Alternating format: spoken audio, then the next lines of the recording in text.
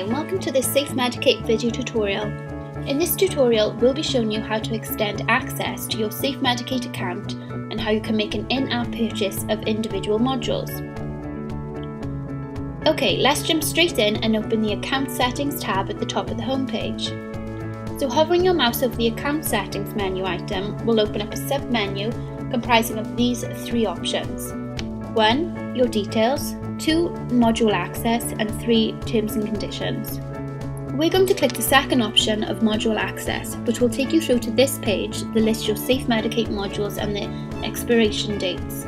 Now, if you need to extend access to your safeMedicate account, then you can make an in-app purchase of individual modules, or alternatively, the safeMedicate bundle that comprises all modules.